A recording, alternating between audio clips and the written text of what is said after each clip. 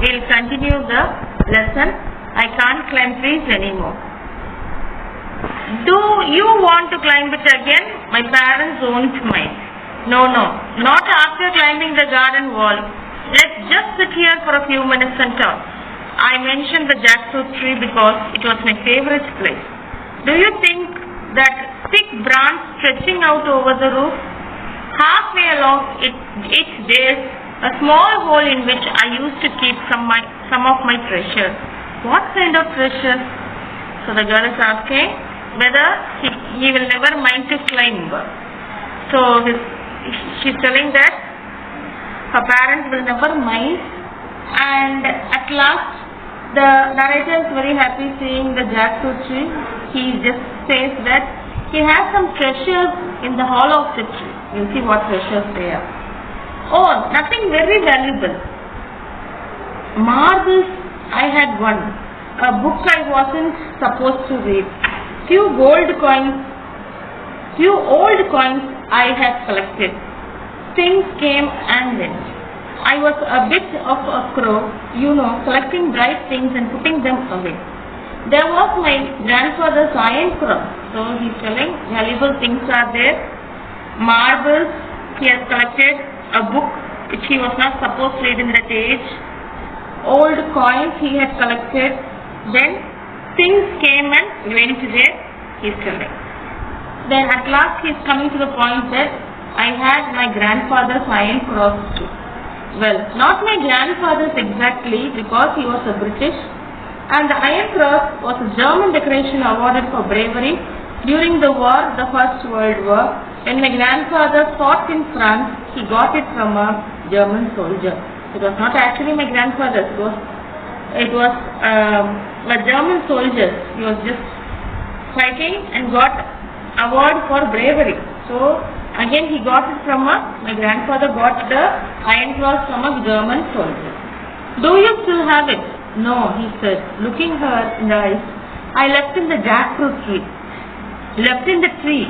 Yes, I was so excited at the time, packing and saying goodbye to people and thinking about the ship I was going to sail on, that I simply forgot all about it. So when I was moving to the other place, I was excited only, and I forgot all the things what all I had collected. She quietly said, it may still be there in the hollow part of the branch. Yes, he said, it's 25 years, but it may be still there unless someone found it. Would you like to go and look? I can't climb trees anymore. If you can't, I will go and see. You just sit here, wait for me. So the girl is running to take the iron cross, and she is just climbing the tree. The narrator is saying he cannot climb, and so the girl is running and going to get the iron cross from the hollow of the jackfruit tree. If you can't, I will go and see. You just sit here and wait for me. I have found it, she cried. I have found something. And now, barefoot, she ran breathlessly towards him. In her outstretched hand, a rusty old medal. So he was having rusty. See the meaning here? Rusty means ancient, old, very very old medal. So she ran and came there, and just she's holding the medal. Is it the iron cross? She asked eagerly. Yes, he said. This is it. Now I know why you came. You wanted to see if it was still in the tree. You may be right. I'm not really sure why I came, but you can keep the cross. You found it after all. So after 25 years, you have found the iron cross. So it is yours now. I will give a gift for you, and you keep this iron cross. I don't want it because you only have taken, from the hollow of the branch. So you can take it. No, you keep it. It's yours. But it could have remained in the tree for another 25 years if you hadn't climbed up to look for it. But if you hadn't come back again on the right day, at the right time, and with the right person, he said, getting up and raising the medal in her hand. It wasn't the cross I came for, it was my youth. So he's just giving the cross to the girl and telling that I did not come for this cross, iron cross.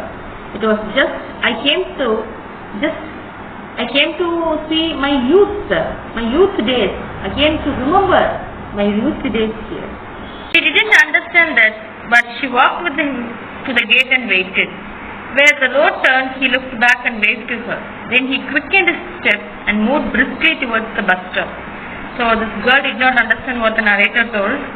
Okay, so she went till the gate and waited. So the narrator just moved, looked back, waved the hand to her.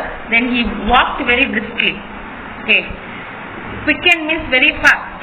Briskly means active. Towards the bus stop, there was a sprightliness. Sprightliness meaning is lively and full of energy in his step, and something cried aloud in his heart.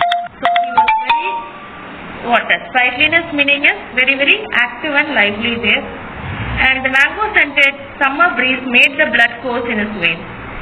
He forgot for a moment that he couldn't climb trees anymore. So he was thinking of the youth days and as well as now. And he just came to a conclusion that he cannot climb trees anymore. Thank you.